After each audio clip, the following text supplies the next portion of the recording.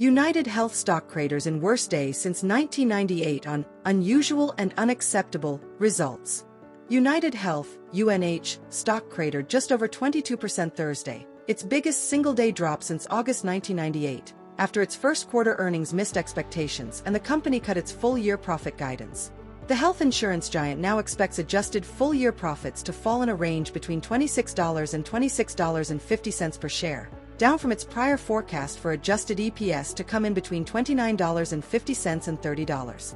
UnitedHealth for its first quarter reported adjusted earnings per share of $7.20 versus the $7.27 expected and revenue of $109.6 billion versus the $111.6 billion expected, according to Bloomberg consensus estimates. The stock's decline shed over $120 billion from the insurer's market cap and dragged down the blue-chip Dow Jones Industrial Average, cratered DJI. In a statement, UnitedHealth CEO Andrew Witty said the company did not perform up to our expectations, and we are aggressively addressing those challenges to position us well for the years ahead. The company cut its forecast to account for higher-than-anticipated costs related to its Medicare Advantage, a controversial private insurance alternative to Medicare scrutinized by healthcare advocates and Optum businesses. Optum delivers care to UNH clients, including Medicare Advantage users.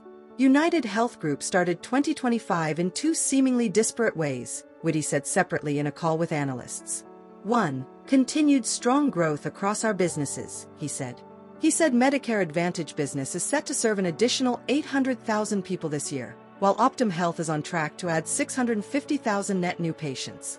The other way, however, was an overall performance that was frankly unusual and unacceptable. UnitedHealth said policy changes during the Biden administration reducing reimbursement rates from the government for Medicare Advantage patients, intended to prevent abuses of the system by insurers and reduce costs to taxpayers, meant UnitedHealth and other insurers had to foot the bills to a greater extent, weighing on 2025 profits.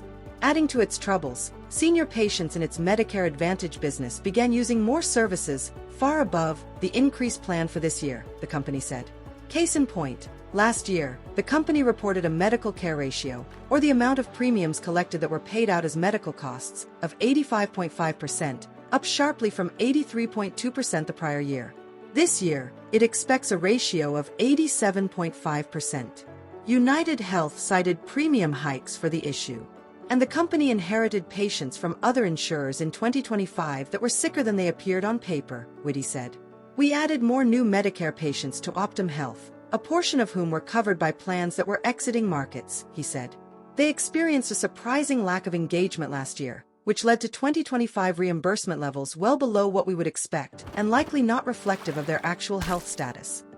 While we are decidedly unsatisfied with these results, our growth and foundation for improvement remains solid, Witty said. Witty called the issues highly addressable and said the company is focusing on proactively monitoring its senior customers. First, we're ensuring the complex patients most impacted by the previous administration's Medicare funding cuts engage in clinical and value-based programs, he said. He added that the insurer is consistently engaging with members in their homes and appropriately assessing and updating the health status of new patients, especially those at high-risk levels.